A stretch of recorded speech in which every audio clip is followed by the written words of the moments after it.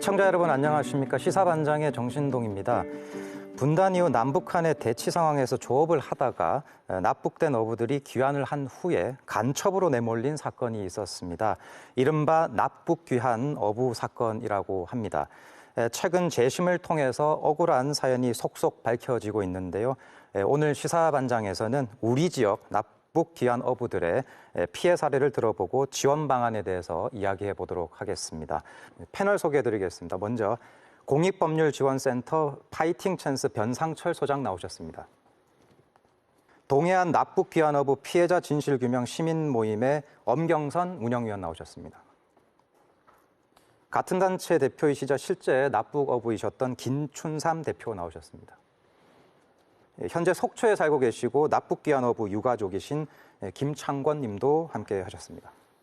예, 소장님, 먼저 현재 파악된 납북귀환 어부 피해자는 어느 정도이고 또 그중에 실제 형사처벌된 분들은 얼마나 있는 상황입니까? 경찰, 군, 국정원 또 진실화해위원회 조사에 의하면 약간의 차이는 조금 있지만 대략 1954년, 그러니까 한국전쟁 전후로 1987년 사이까지 발생한 납북귀환 어부는 모두 3,600여 명에 이르고요. 이 가운데 1,320명 이상이 방공법으로 처벌받는 그런 피해들이 있었습니다.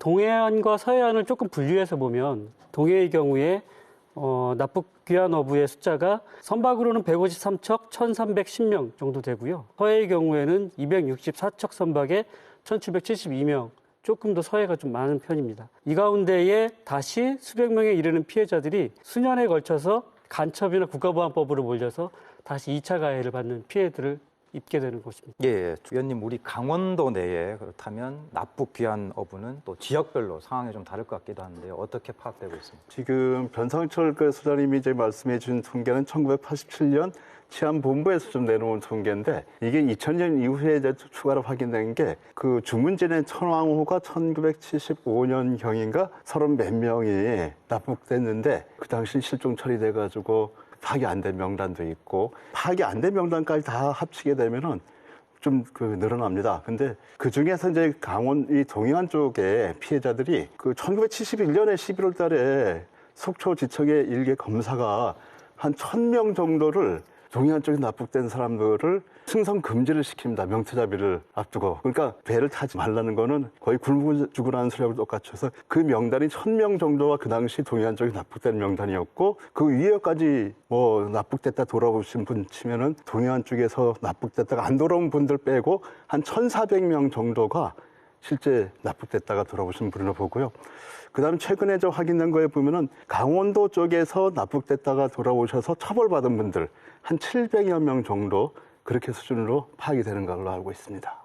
예, 대표님, 어린 나이에 선원이 되셨다고 제가 들었는데요. 당시 나이가 15살이라고 들었습니다. 맞습니다. 그 납북되던 순간을 다시 떠올리는 것이 좀 힘들 것 같긴 한데 당시 상황에 대해서 짧은 한 말씀 부탁드리겠습니다. 사실은 힘들다기보다도 기억에 영원히 남을 것 같은 생각 계속 남더라고요. 왜냐하면 저희가 그날 27일부터 조업을 나갔다가 생각보다 오징어를 많이 잡아서 일찍 귀가를 하게 됐습니다. 근데 그때 당시 해무가 너무 짙게 기우는 바람에 저희가 들어올 수 없는 상황이어서 바다에다 표박을 하고 있는 중 한 자정 무렵에 그때 북한 경비정인지를 몰랐었어요. 몰랐는데 표준어로 어디 배입니까? 라고 하길래 선장님께서 속초 배입니다. 라고 하니 그럼 속초 가려면 따라오십시오. 라고 해서 저희가 남한 함정인 줄만 알고 쫓아갔는데 잠깐 1시간 후에 갑자기 기관총 소리가 나더니만은 북한 말씨로 이게 잘못됐구나. 앞코야 매라고 하는 용어를 쓰더라고요.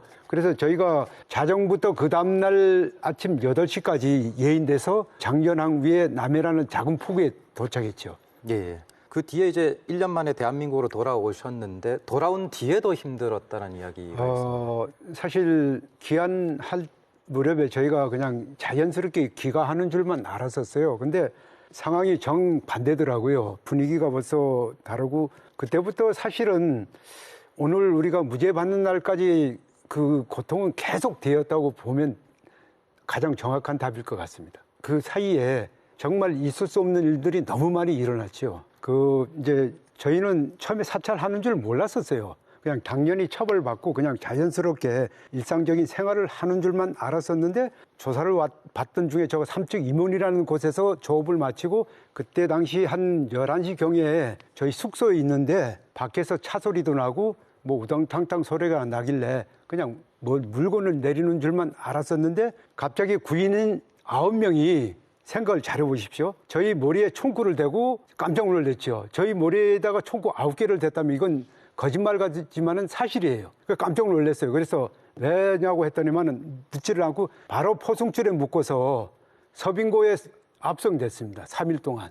이유를 모든지. 그 83년도 저 개인 사건이 있었어요. 근데 그때 저도 몰랐었어요. 물론 사찰하는 줄만 알았었는데 그 한 분이 저와 같이 동고동락을 하던 분께서 해경으로부터 매달 3에서 5만 원 정도 프라치 공작금을 받고 한 3년 동안 저를 계속 감시를 했더라고요. 그래서 83년 사건이 나고 그때서야 알았어요. 자, 그것도 지나서 좋습니다. 근데 제가 85년 2년 만기를 채우고 집에 와서 하숙 집을 얻었는데 주인 아주머니께서 삼촌 어떤 분들이 자꾸 와서 집을 두지는데 문을 열쇠를 좀 잠궈야 되지 않겠냐고 하더라고요. 그래서 걱정하지 마세요. 그냥 괜찮습니다라고 했어요. 그래, 그게 뭐냐. 정보과 직원들이 저희 집에 와서 난수표 조작이나 하지 않을까라고 하는 그런 거를 감시하더라고요. 자, 그래서 제가 그 83년도 사건은 열 몇 분 중에 저를 위해서 조사를 받았는데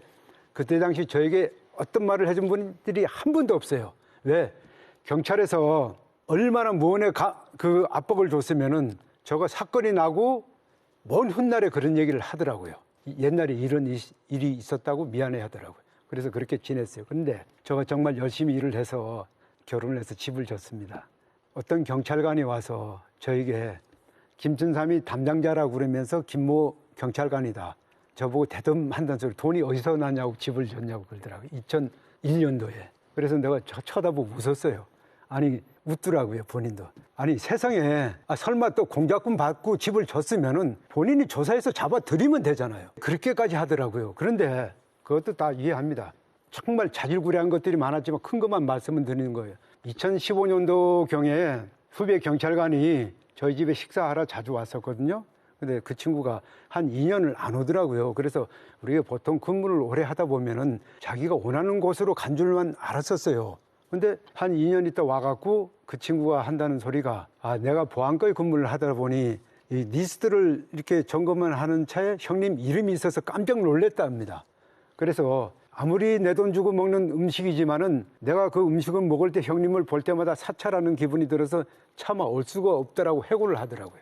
자, 그리고 2016년도에 그 정보과에 근무하는 조모경이라는 분이 퇴직하면서 저에게 내가 이런 직에 있다 보니 너를 정보를 받는 입장이다 보니까 참 미안해 하더라고요. 그래서 제가 그런 얘기를 했어요. 아닙니다. 내가 만약에 그 자리에 있었으면 나는 더 할지도 모른다라고 하고 악수하고 웃으면서 헤어졌어요. 자, 이거는 중요한 부분인데 심지어 예비군 중대장, 통장, 반장 또 이웃에 잘 아는 형님 동생분들 그 차마 말도 못합니다. 그냥 저만 이렇게 당했다라고 생각하지 마시고 3,000명이면 거의 다 그런 수준으로 일상생활을 했습니다. 그렇다면 그분들이 일상생활을 할 수 있을까요? 전혀 못합니다. 참 힘든 시기죠. 예. 그래서 이 진행은 오늘날 우리가 무죄를 받았지만은 재심이라는 그 짧다고 하면 짧겠지만 긴 또 그런 큰 문제가 있어요. 그래서 이것이 끝나야 끝난다라고 생각합니다. 끝까지 아직까지도 진행형이라고 보시면 될 거예요. 예. 예. 김창권님은 아버님께서 납북 어부였다고 들었습니다. 아버지가 납북된 건 언제였습니까? 71년 5월 달입니다. 속초 동명항 선정은 창동호였었고요. 그 당시 아버지가 창동호 선장을 했습니다. 5월 달에 아버지가 이제 북에 끌려가시고 저는 12월 달에 또 군대를 입대를 하고 그러니까 아버지가 북에 끌려가시고 내 군대 가고 신라면한 그 식구가 둘이 빠지니까 이건 완전히 그냥 다시 신라면 된 거 아닙니까? 그러니까 그 당시는 이 먹고 살 게 진짜 없었어요. 한겨울에 명태잡이 해가지고 돈 잘 번지면 쌀 몇 가만 사놓으면 그걸 가지고 봄나고 그걸 못 되게 되면 그냥 허다못해 죽도 못 먹을 그런 처지에 아버지를 참 원망한 거는 내가 군대 갔기 때문에 아버지 끌려갔다는 것은 아는데 나온 것을 모르는단 말이야. 몇 월 며칠이나 나온 건지 뭐 언제 나온 건지 그래가지고 그런 세월을 지내다가 아버지가 이제 북에서 나와가지고 여기서는 뭐 말도 못하게 맞은 거예요. 참 자식이 부모 맞은 그 얘기를 한다게 되면은 참 이게 진짜 그 결국은 이북 끌려갔다고 여기 남한에 와가지고 두드려 맞고 아프니까 이제 술로 이제 그 약을 하는 거예요. 그게 결국은. 소장님, 기완한 선원들이 도대체 어떤 혐의로 고문을 하고 가혹행위가 이루어졌던 겁니까? 납북기한 어부를 저희가 살펴볼 때 먼저 저희가 생각해야 될 건 당시 당국에서 그 조업 중인 생계 중이었던 어선들 또 어부들을 납치되는 과정에서 보호하지 못했다라고 하는 1차적인 당국의 책임이 먼저 좀 있어야 될 것 같습니다. 예. 지금 현재 당국에서는 납북기한 어부들이 고의 월선했다, 사전에 모의해서 고의 월선했다라고 하는 혐의들로 대부분 처벌을 하고 또 북한에 갔을 때 그곳에서 세뇌 교양을 받았다든가 또는 북한의 체제에 대해서 찬양 이런 것들을 했다는 혐의로 돌아와서 이제 처벌을 하게 되는데요. 실제로 당시에 고의 월선을 했다라고 하는 수사 기록에 반해서 최근에 진실화위원회에서 조사를 했던 과정들을 보면 당시 고의 월선했다기보다는 남쪽, 다시 말하면 군사부서 개선 아래에서 조업을 하다가 잡혀간 경우들이 있었다라고 하는 진실화위원회 보고서나 재심 결과들이 있습니다. 이럼에도 불구하고 당국에서는 국민을 지키지 못했다라고 하는 책임을 어부 개인에게 돌리기 위해서 당시에 고의 월선했다라고 하는 점을 조작하고 또 그런 조작 과정에서 별도의 예산을 들여서 법에도 없는 구금시설, 여인수유나 여관, 시청 별관 등의 피해자들을 집단으로 구금시키면서 영장도 없이 수일에서 수십일간 구금한 상태에서 구타나 강목 키우기 또 심한 경우에는 정기고문이나 물고문까지 가하면서 고의로 월선했다라고 하는 허위 사실을 자백하게 만들고 그것을 범죄 사실에 기재하게 함으로써 집단적으로 납북기한 어부들이 마치 범죄자인 양 처벌을 하게 되는 과정이 있었던 것입니다. 예. 선원과 선원 가족에 대한 감시와 사찰도 심했다고 들었는데요. 김창구님, 이게 어느 정도였었습니까? 완전히 이 간첩 빨개라는 그 딱지가 붙어가지고 어디 가면 간다고 또 가서 신고를 해야 돼요. 또 갔다 오게 되면 갔다 왔다고 신고를 해야 되고. 자식이 막 빨개 아들 된 거예요. 우리 칠남매가 다. 그러니까 아버지가 북에 끌어갔던 뒤로부터는 자식들이 어디 취직을 안 했어, 취직이. 이 호적이 빨간 줄이 가가지고. 그러니까 이제 그 아까도 뭐 그 얘기 나왔습니다만은 딱 배를 못하게 딱 막아버리니까 이제 아버지는 할 거 없잖아요. 그래가지고 내가 그 고향에 가가지고 사촌 형님들 보고 형님 나 좀 도와달라. 아버지는 북에 끌려갔다는 얘기 절대 안 했어요, 그때. 그거 또 큰 집까지 그 될까봐. 그래가지고는 돈 40만 원 해줘가지고는 우리 아버지 바로 위에 또 클럽이 또 계셨어요. 여기 속초에 올라와 계셨는데. 두 분이 조그마한 이제 그 배를 한 대만 이제 만들어가지고 돛담배식으로. 그리고 이제 가재미 낚시를 해가지고 이제 임명을 하고. 참 이제 사는 게 어마어마하게 힘들었죠, 진짜. 그러니까 나는 그 당시에 군대가 있었기 때문에 아버지 끌려간 건 아는데 난 그 사건 잘 몰라요. 또 거기다가 또 월남을 또 지원해가지고 월남을 또 가게 되니까 야 그게 상당히 그 춘천 오면서 계획받은데 춘천 보안대에서 딱 나 이러면 어떻게 알고는 김창원 찾아가 딱 갔어. 너 올라가고 싶어? 예, 가고 싶습니다. 그러니까 올라면 전쟁터니까 얼마든지 갈 수가 있잖아요. 예. 저새 가서 뭐 뒤지라고 말이야. 딴 직장은 되게 되면은 방공법에 걸려가지고 안 되는데 전쟁터에 간다니까 그럼 네 갔다 와. 그런 식으로 이제 그 올라면 가가지고 귀국을 해가지고 또 하다 보니까 이제 그때는 다 구사단 명호부대 뭐 100만 다 접수하고 나니까 인원이 엄청 많다 보니까 기간이 길어졌어요. 예. 예. 아마 이제 실제 경험하신 이야기를 하시다 보니까 네. 이제 감시와 사찰도 굉장히 심했는데 심했죠. 예, 그 뒤에 이제 일종의 연자제 형식으로 굉장한 피해를 입었다라는 걸 스토리를 얘기해 그러니까 주신 것 배를 타고 같습니다. 싶어도 딱 막아놓으니까 배도 하여튼 타지 못했어요, 아버지가. 예. 말씀하신 걸 들어보면 이제 일종의 간첩의 자녀로 낙인이 돼서 그러군요. 예. 조그마한 이동을 할 때도 다 신고를 했었어야 예. 됐고요. 그럼요. 예, 뭐 취업이나 이런 면에서는 정말 어려움이 컸다라고. 취업은 아예 뭐 꿈도 못 꾸고요.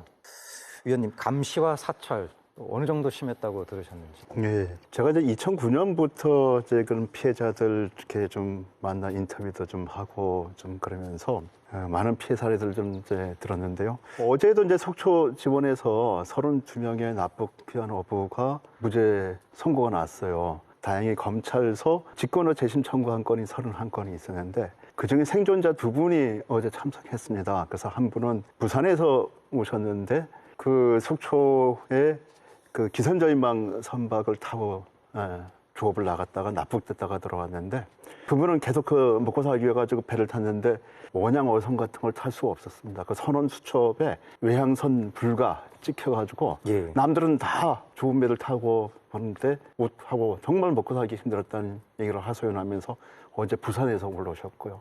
또 한 분 경우는 그런 이야기를 하시더라고요. 친구들이 제일 무서웠다고. 이게 무슨 이야기냐면은 친구들이 이 사찰 당국에 다 포섭이 돼가지고 자기의 일거수일투족을 다 감시를 하고 보고를 하는 거예요. 정말 얼마나 그러니까 진실하위원회에서 나온 보고서 보안사령부에서 제공한 요지찰에 보면 뭐 A급, B급, C급으로 나뉘어져가지고 A급의 위해도가 있다고 하는 사람은 한 달에 한 번씩 보고서를 작성하도록 하고 B급은 두 달에 한 번씩 이렇게 보고서를 작성하는데 수시로 그 집을 쫓아와서 감시를 하고 누가 맞는지 예. 뭐 이상한 동태 있는지 이렇게 보고를 하는데 그런 것뿐만 아니라 감시하는 것뿐만 아니라 뭐 유급 망원을 써가지고 그 사람을 이 간첩 색출 공작을 한다든지 가장 친한 친구를 포섭을 해가지고 그 친구에 대한 정보를 다 달라. 그렇게 하니까는 친구가 제일 무서웠다고. 그래서 너무 힘들어가지고 정말 다른 마음을 좀 먹으려고 했는데 자식들 때문에 눈에 밟혀가지고 도저히 할 수가 없고 예. 버텼다고 그런 이야기까지 하셨습니다. 예. 소장님, 결국 가족분들도 피해를 입었다라는 건데요. 네. 소장님께서 혹시 들으신 어떤 구체적인 가족분들의 피해 사례 어떤 사례가 있습니까? 작년부터 저희가 그 피해자분들을 대략 한 60여 분 정도 만나면서 구슬 녹취를 하는 과정에서 자녀분들의 피해 사실들을 좀 알게 되었는데 공통적인 것을 몇 가지 말씀드리면 예를 들면 자녀인 경우에도 경찰이나 공무원직 또는 직업군인으로 취업하는 경우에 신원조에 결격 사유가 있어서 취업을 하지 못한다거나 또 결혼을 하고 아버님의 그 납북귀환 어부 전력 때문에 파혼이 되거나 또 결혼 후에도 또 이혼 사유가 되거나 해서 가정이 깨지는 경우들이 있고요. 특히 아까 뭐 김창곤 선생님께서도 이제 파병 얘기를 하셨지만 해외여행 결격 사유가 심각한 피해 사실 중에 하나가 됩니다. 주문진 같은 경우는 이런 어장을 크게 하시는 분들 중에서 좀 해외에 수출하거나 이런 일들이 좀 있거나 아니면 해외에 산업시찰들을 가는 경우에 마을에서 다 같이 가는데 본인 여권만 나오지 않아서 가지 못하는 경우들 이런 피해들이 좀 있었고요. 이런 연좌제의 피해들로 인해서 사회로 진입하려고 하는 자녀들 같은 경우에는 처음부터 사회 진입에 대한 좌절감, 이 초입에서부터 막히는 이런 절망감들 때문에 폭력이나 알코올 중독에 빠져드는 경우들이 있고 심한 경우에는 극단적인 선택을 하는 자녀들도 있었습니다. 이 연좌제 공포가 끝이 어느 정도였냐면 72년도에 납북됐던 한 그 귀환 어부가 결혼을 했지만 자녀를 낳지 않았다. 그래서 그 이유를 물어봤더니 연좌제라고 하는 공포 때문에 자기는 더 이상 씨를 남기고 싶지 않다라는 표현을 저에게 쓰셨던 적이 있어요. 이 연좌제의 공포가 어느 정도 이 피해자들한테 심각한 공포로 영향을 미치는지를 알 수 있는 아주 극단적인 예라고 생각합니다. 예, 소장님, 납북 귀환어부 인권 침해 사건에 대한 조사와 진실 규명 이게 처음에 언제 시작이 됐고 또 지금 어느 정도 규명이 된 상태입니까?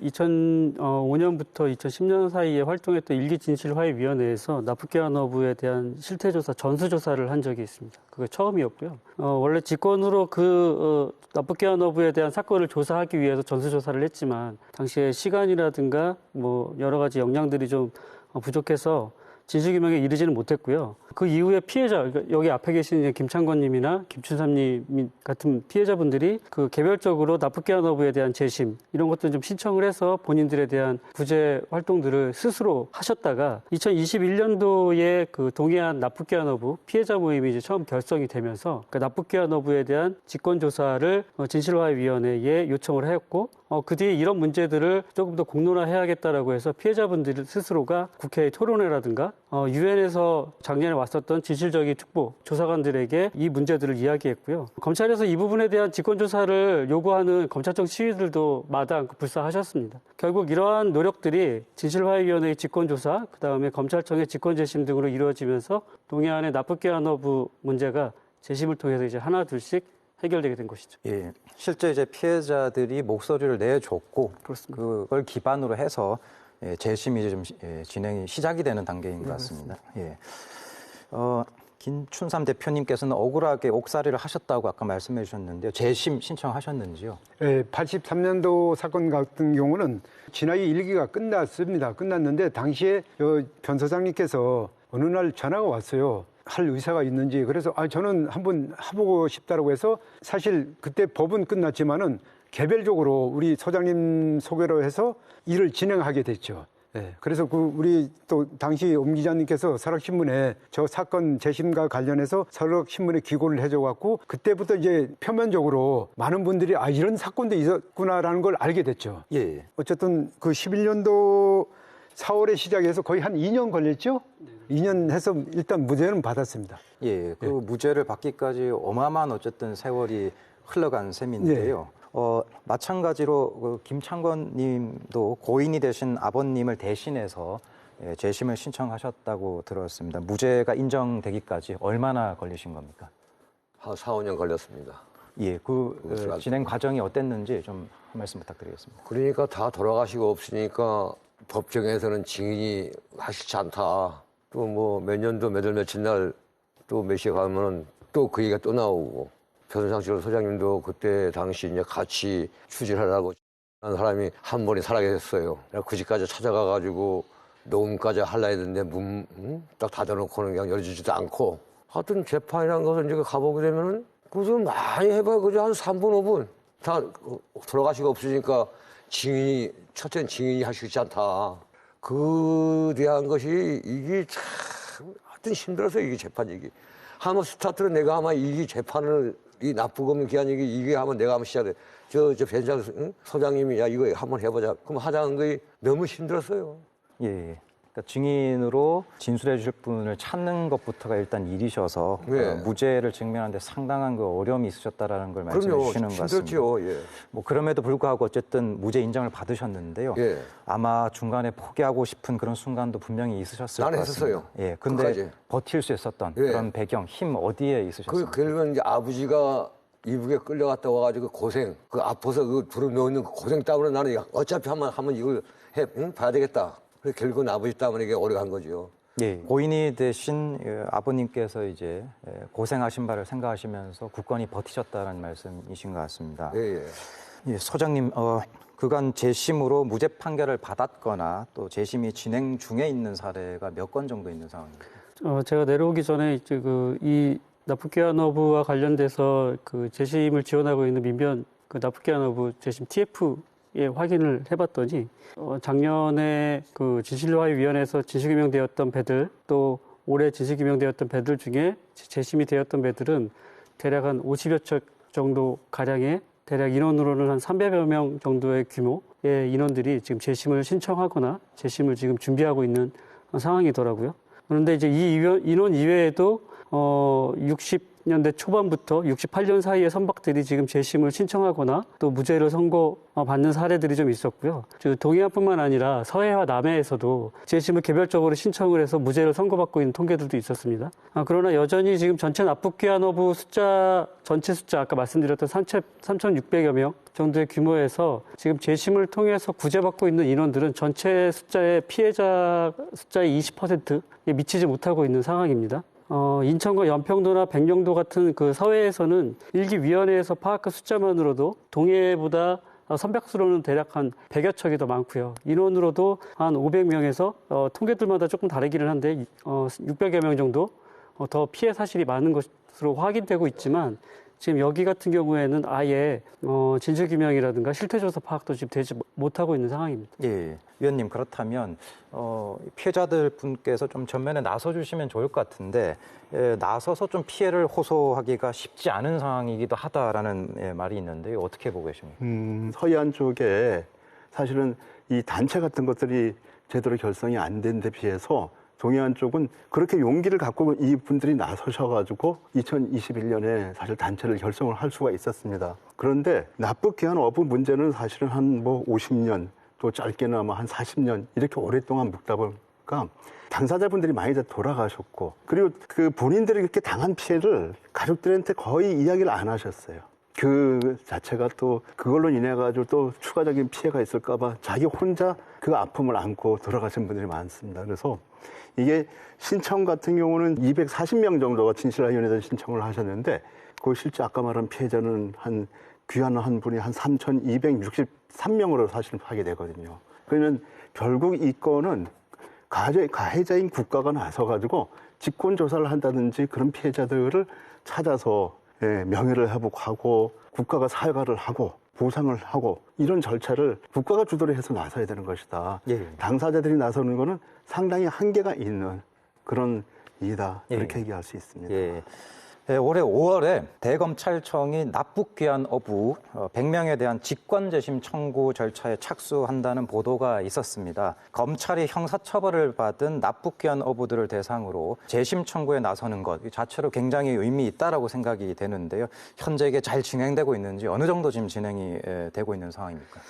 먼저 검찰이 직권으로 재심을 청구한다라는 소식은 굉장히 반가운 소식이죠. 그리고 그 소식은 이 두 분 피해자들의 노력의 결과라고 생각합니다. 앞서서 과감하게 자신들의 피해 사실들을 이 사회에 밝혀내고 또 누가 도와주지 않아도 스스로 포기하고 싶으셨을 텐데 몇 번이라도 그만두고 싶었을 텐데 포기하지 않고 끝까지 재심을 밀어붙이셔서 재심에서 무죄를 받으신 두 분의 노력이라고 생각합니다. 결국 그러한 노력들이 검찰에서 납북귀환 어부에 대한 문제는 심각한 문제, 반인도적 차원의 그 인권 문제다라고 생각을 해서 직권 재심에 이르게 되었는데요. 이 부분을 조금 아쉽다라고 하는 부분들을 저는 좀 짚고 싶습니다. 뭐냐 하면 개인이 사실 재심을 준비하는 건 굉장히 어려운 일이기 때문에 검찰에서 직권으로 재심을 청구하겠다라고 하는 일은 굉장히 반갑지만 그럼에도 불구하고 검찰이 스스로 직권 재심을 하겠다고 먼저 선언한 건 아니다라고 하는 것에 좀 아쉬움을 가지고 있습니다. 무슨 얘기냐면 이분들이 재심을 준비한 건 이미 2010년부터였고 그 피해 단체를 결성했다라고 하는 것이 이제 2021년도 였습니다. 그때 이미 피해 사실들에 대한 계속적인 호소들을 했었고 우리의 문제들을 국가기관이 특히 검찰이 이 문제를 좀 직권으로 해결을 했으면 좋겠다라고 얘기를 했지만 그때는 사실 이 문제를 그렇게 귀담아 듣지 않았었던 거죠. 더욱이 진실화위원회에서 작년에 이 문제에 대한 일부 진실규명, 특히 고성 쪽에 있는 납북귀환 어부의 진실규명을 하면서 이것에 대한 국가폭력 문제를 거론했고 그래서 국가기관에서 이 문제에 대한 진상규명과 전반적인 진실규명들을 좀 하라라고 하는 권고를 했음에도 불구하고 이행되지 않았던 면이 있었습니다. 지금 100명에 대한 직권재심을 이제 검찰이 청구하겠다고 했지만 그것마저도 실제로 이미 앞서서 재심에서 무죄받은 선박의 동료 선원들이 있는 경우에 직권재심을 하는 경우들이 많고요. 특히 그 진화위에서 결정이 되는 사건들에 대해서 검찰이 조금 기다렸다가 이렇게 직권재심을 하는 경우들이 있어서 조금 아쉬움들이 있습니다. 그래서 검찰에 조금 더 바란다면 이미 진실화위원회에서는 납북귀환 어부 전반에 대한 반인도적, 반인권적 문제들을 이야기했고 납북에 대한 문제들을 선박이라든가 어부들에 대한 개인적인 문제를 돌리지 않고 국가 차원의 문제, 특히 자국민을 보호하지 못한 문제의 측면을 바라본다면 전반적으로 100명뿐만 아니라 납북귀환 어부, 아까 파악했었던 전체적인 납북귀환 어부의 직권재심을 국가에서 검토하는 것이 저는 올바른 방향이라고 생각합니다. 예, 이미 발생된 일을 우리가 돌이킬 수는 없겠지만 지금 할 수 있는 또 최선의 방안 중 하나가 명예회복과 합당한 보상일 것입니다. 지난해 강원도 의회에서 전국 최초로 납북귀환 어부 지원 조례가 통과되었다고 합니다. 위원님, 이후에 명예회복과 보상책에 대한 어떤 구체적인 논의가 있었다면 또 어느 정도 진전이 된 상태입니까? 지난해 2월 달이죠. 예, 강원도 의회에서 그 납북귀환 어부와 관련해 가지고는 좀 전국 최초로 지원 명예회복 지원을 위한 조례를 제정을 했습니다. 그래서 이 납북귀환 어부 이 문제에 대한 어떤 사실은 해결의 그 주체, 즉 피해 보상을 하는 주체는 사실은 가해자인 국가이기는 하지만은 강원도 의회가 강원도민들이 많이 이렇게 연루됐고 이런 과거사에 대해서 강원도 의회와 강원도가 관심을 갖고 사실은 지원 조례를 정했다는 게 상당히 좀 중요한 의미를 갖고 있다고 생각이 됩니다. 그래서 이거는 어떤 법적인 어떤 실효성, 즉 법적인 보상 주체로서의 어떤 지원이 아니라 강원도민의 전체의 어떤 이런 피해 사실에 대한 어떤 공감대, 해결에 대한 공감대를 도의회가 나서가지고 만들어주신 거고요. 이걸 모범으로 해서 경북 도의회도 조례를 제정을 했고, 그 다음에 전남, 전북 해가지고 4개 광역자치단체에서 조례를 정했습니다. 그리고 속초시와 고성군도 납북현어부 피해자에 대한 어떤 지원 조례를 만들었습니다. 그래서 그 피해자에 대한 어떤 지원들은 사실은 이제 그렇게 크게 많지는 않고, 강원도는 이제 그 사업비를 일부 들여가지고 지원 사업들 좀 추진을 하고 있는 정도고요. 이제 국가 차원에서의 어떤 그 납북현어부의 이제 명예회복. 그러니까 명예회복이라면 1차적으로는 그 납북됐다가 돌아온 것에 대해서 반공법, 국가보안법, 수사랑법으로 처벌받은 이 형사상 법적인 어떤 처벌을 받은 사건에 대해서 재심을 통해서 무죄를 받는 것이 하나가 있을 것이고, 근데 여기서 끝나는 것이 아니라 납북됐다 돌아온 3천여 명의 사람들이 아까 말한 보시면 알겠지만 죽을 때까지 사찰을 당하고 감시를 당하고 인권 탄압을 받았던 전반적인 것에 대한 명예회복이 다 치료돼야 되는 그런 과제는 여전히 좀 남아있는 겁니다. 2006년 12월 달에 서해안에 그 태영호 선원 5분이 처음으로 납북 귀환 어부 사건과 관련해가지고 본인들이 억울하다 해가지고 신청을 해서 진실위원회, 일기 진실위원회에서 진실 결정을 최초로 받았어요. 그러니까 2006년 12월 달이니까 지금 몇 년 전인가요? 17년이 됐어요. 예. 17년 동안에 어쨌든 간에 이 납북 귀환 어부 문제가 명예회복이라든지 피해 회복이 아직 제대로 해결이 안 됐고요.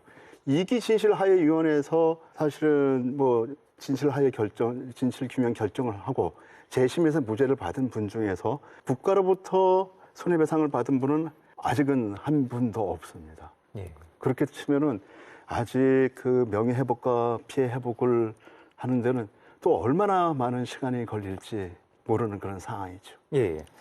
납북 어부의 진실 규명과 피해 회복을 돕는 특별법을 제정해야 한다는 목소리도 커지고 있다고 합니다.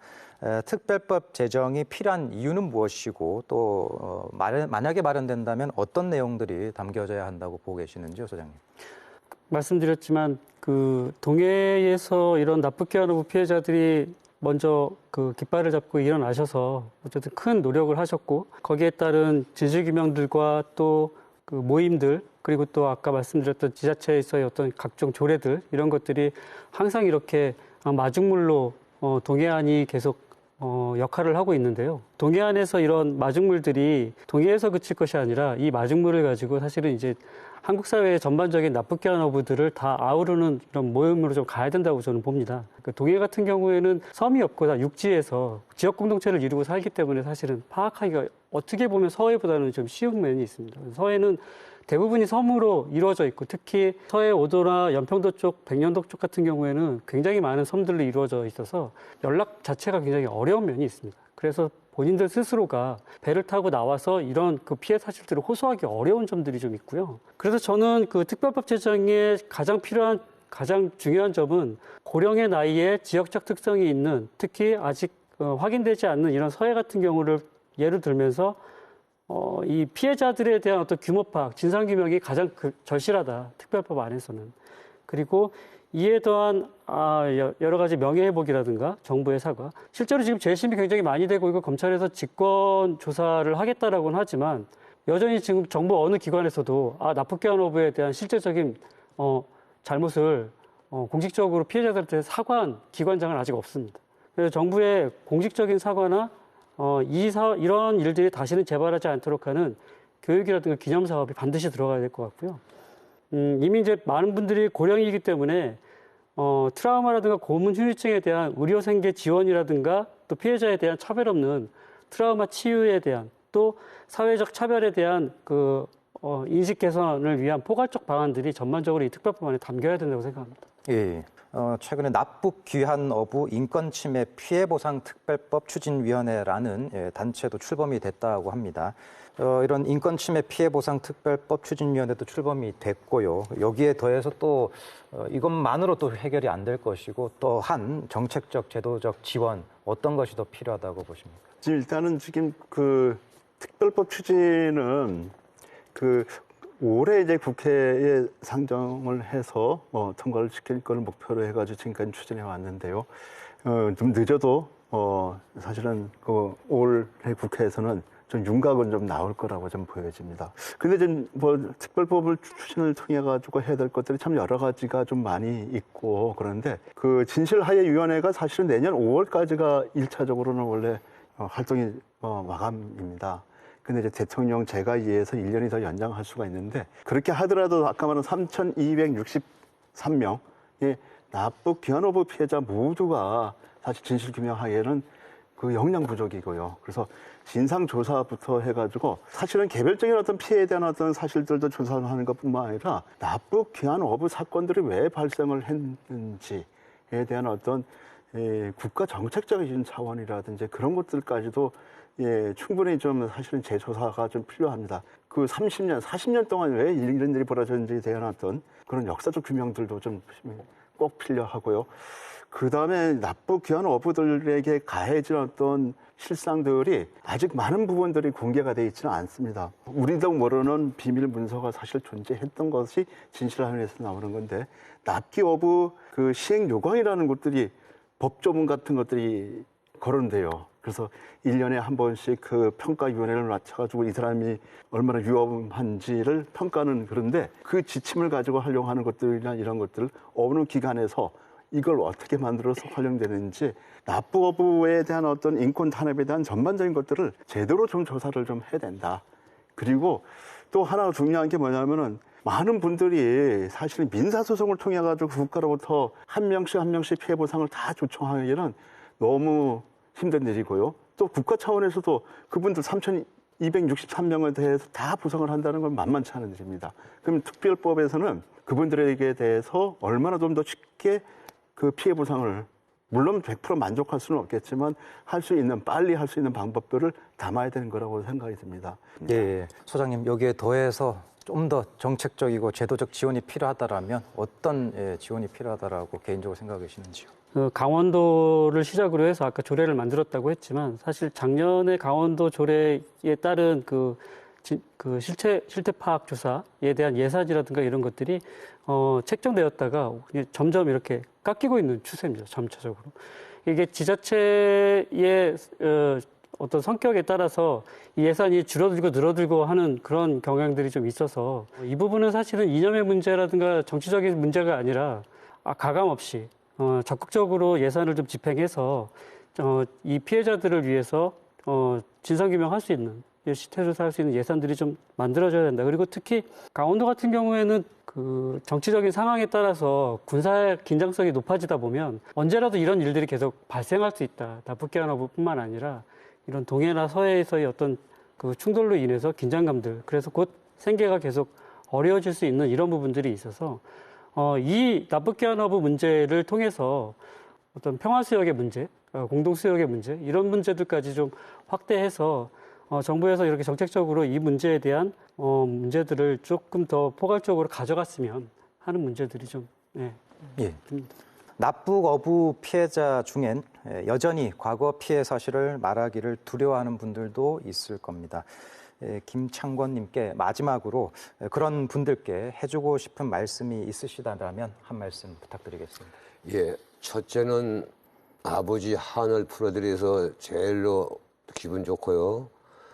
나머지 또 한 문제는 뭐냐 되면은 지금도 무죄 판결 안 받은 사람들이 많습니다. 그런 그 본인과 우리 형제들 좀 걱정을 좀 덜어달라는 그 말 빠른 시일 내에 무죄 판결 이렇게 내려주기를 부탁드립니다. 예. 국가가 위법한 공권력을 앞세워서 국민의 인권을 침해한 행위라면 또 국가가 나서서 바로 세워야 할 텐데요. 지난해 과거사 문제를 조사하기 위해 유엔에서 특별 보고관이 공식 방문한 바가 있었습니다. 납북 귀환 어부에 대한 내용도 포함이 되었는데요. 그런데 최근 유엔 인권 이사회에 제출된 우리 정부의 보고서 답변에 좀 의아한 것이 있다라는 평가도 있는 모양입니다. 소 회장님, 어떤 내용이 지금 문제가 되고 있는 겁니까? 작년 5월 달에 여기 계신 그 김치단 대표님과 여러 가지 활동을 하던 중에 작년에 유엔 진실정의 특별조사관이 저희를 면담하기를 요청한다 해서 저희가 같이 면담을 한 적이 있습니다. 그때 각국 상황에 대한 어떤 인권침해 상황에 대한 전반적인 보고를 듣는 자리에서 납북귀환 어부 문제를 설명드렸고요. 그 납북귀환 문제에 설명드릴 때 저희는 분명히 말씀드렸던 것이 자국민을 보호하지 못한, 그리고 보호하지 못한 국민이 다시 돌아왔을 때 비인도적 또 반인권적인 폭력 상황들, 국가폭력에 의해서 범죄 사실이 조작되고 또 그로 인해서 연좌 피해들로 공동체가 파괴되는 이런 2차 피해를 당했던 사실에 대해서 한국 정부가 공식적으로 사과를 하고 진실규명해 줄 것을 보고관에게 요청을 했고, 그것이 보고로 채택되었습니다. 올해 8월에 그 한국 정부의 그 유엔 보고에 따라서 그 8월에 한국 정부의 답변서가 공개되었는데요. 그 답변서에 따르면 작년에 저희가 주장했던 한국 정부의 어떤 이런 반인도적이고 반인권적인 범죄 행위에 대한 사과라든가 이런 데에 대한 입장 표명은 전혀 언급되어 있지 않고요. 오히려 납치했다라고 주장하는 그 북한의 그 가해 사실만을 적시하면서 그 부분에 대한 책임들을 이야기했습니다. 사실은 이 납북귀환 어부 문제는 남한이냐 북한이냐의 문제라기보다는 국민을 어떻게 보호할 것인가, 또 돌아온 국민이 어떻게 한국 정부에서 잘 이렇게 큰 문제 없이 잘 이렇게 적응해서 살아갈 수 있을 것인가에 대한 국가 책임에 대한 문제였는데, 실제 한국 정부는 그런 문제들을 외면하고 오히려 왜곡해서 그것을 이게 북한의 납치 문제로만 이렇게 한정시키는 그런 왜곡된 답변서를 내었다고 보여지고요. 진정으로 납북귀환 어부 문제를 정부가 해결하고 싶다면 이번에 그 유엔에 냈던 이 보고서의 내용과 같은 것이 아니라 진정으로 우선 말씀드렸듯이 피해자들을 찾아내서 또 피해 사실이 확인되면 적극적으로 사과를 하고, 그 사과를 통해서 피해자들에 대한 권리구제, 특별법 제정 이런 것들을 통해서 피해자들이 앞으로 과거의 잘못을 계속 마음속에 담고 살지 않는, 후유증을 안고 살아가지 않을 그런 대한민국의 자세가 되어야 되지 않을까라는 생각이 좀 듭니다. 예, 답변서가 좀 왜곡된 측면이 있다라는 지적까지 들어봤습니다. 예, 네 분 장시간 동안 감사드립니다. 선량한 시민을 무관 피해자로 만든 납북귀환 어부 사건은 분단이 만들어낸 시대의 아픔이기도 합니다. 반세기 만에 억울함을 풀게 됐지만 그 피해자 규모는 작지 않습니다. 피해자가 재심 신청서를 들고 직접 찾아오기를 기다리기보다 이제라도 실효성 있는 제도적 틀 안에서 피해자들과 가족들의 오랜 한을 풀어줄 수 있기를 기대해 봅니다. 오늘 시사반장 여기까지입니다. 감사합니다.